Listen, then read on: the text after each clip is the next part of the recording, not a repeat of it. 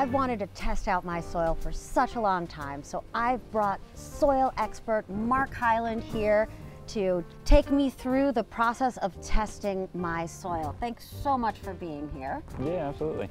So, what do you think so far?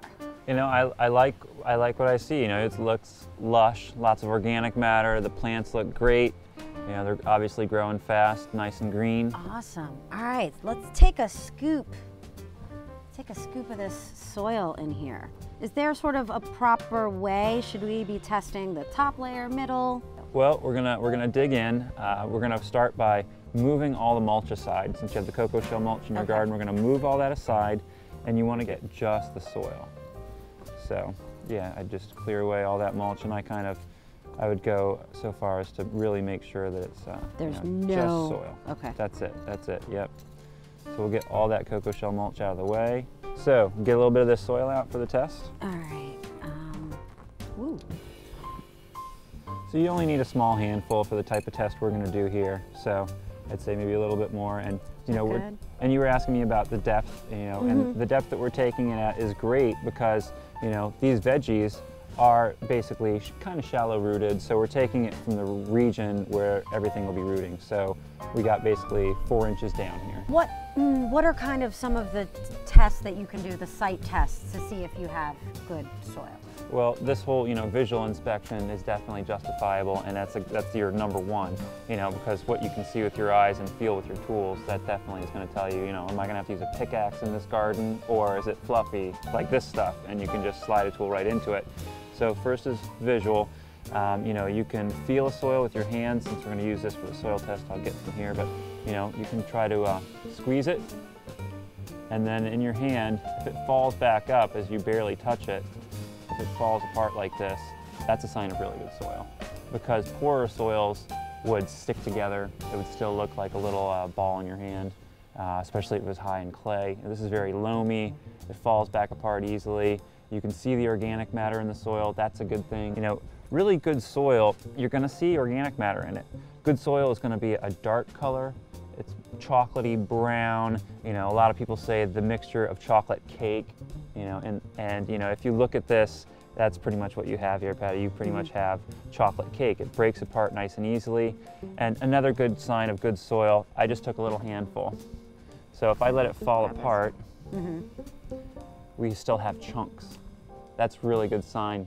That means that you have the organic microflora that's making all the little compounds. It's going to bind this soil together, make macropores, micropores, hold more moisture. So, you know, loam is what you're shooting for in a garden, in a veggie garden especially. So that's what you have right here. So that's the kind of hand inspection. And then you can do a couple simple chemical tests. pH is a big one. You know, we all know we got lime soils occasionally, and pH tells you when you need to do that. So pH affects nutrient release in soils. All right, so we've got our soil here that we're going to test. So we need some water. How much water should we add to this? So we got the 1 cup of soil, and you know, that's probably I'd say probably 2 cups of water. So you could probably even put 1 more cup in there. So we have a little 3-to-1 ratio going on, 3 parts water, 1 part soil. Perfect. These little test kits are really handy just because they are so easy to use. This is definitely something that I'm gonna do with my daughter because she loves doing little scientific experiments, and this seems like one that is good to do with kids. You're gonna open it up almost and kind of put the powder in. So it should twist slightly, and then you're gonna get the powder in there. Always fun, just like opening a bag of chips, right? You don't want it to go everywhere. You want it to go in this test kit. But here we go. Perfect. And don't worry if you spill a little, it's fine. There'll be plenty of reagent to make it happen. Mix the powder with the water, get some color change. All right. So you just put the lid on and shake it. All right. Do some nitrogen, phosphorus, and potassium testing. The N, the P, and the K, which shows up on fertilizer a lot. Perfect. I don't know. What do you think? On the green side? Yeah, it's definitely on the green side. It might be, say, slightly acidic. Check that out. Because it's not fully dark green. Definitely going to say slightly acid. And there's really not any orange to it. You know, even looking at it from the side where I'm not seeing any of these other colors, it's definitely a lighter green. I'm going to say that you are slightly acid to neutral because it's got more green in it as opposed to orange. Next one. Oh, this one's That one definitely done Change something. color. Oh yeah. Is it It's deficient? deficient. It would be very, very light still. Okay. So like down here where it's depleted, it'd be very, very light in color. You know, the surplus is a very dark orange. So it and might even be sufficient, actually. We have a pretty good orange color. It's on the darker side. So yeah, probably right in between K3 and K4. It's definitely at least as dark as that K3, don't you think? Right, and that means we have sufficient potassium. All right, so we're going to say nitrogen adequate to sufficient. Which is awesome for this time of year. Yay! You don't want too much because then it's going to leach into the groundwater and we don't want that. So Sufficient to surplus, absolutely. So what does that mean if I have a surplus of phosphorus? if you have a surplus, it doesn't necessarily mean that that's bad. Okay.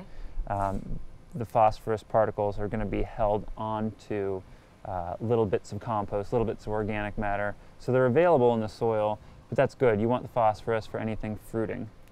So we're really looking to make sure that we have enough phosphorus in there, so to see if it's depleted. That's it. Right, that's what we're really looking at. So if it does say it's a surplus, it's not anything that we have to do something about. Nope.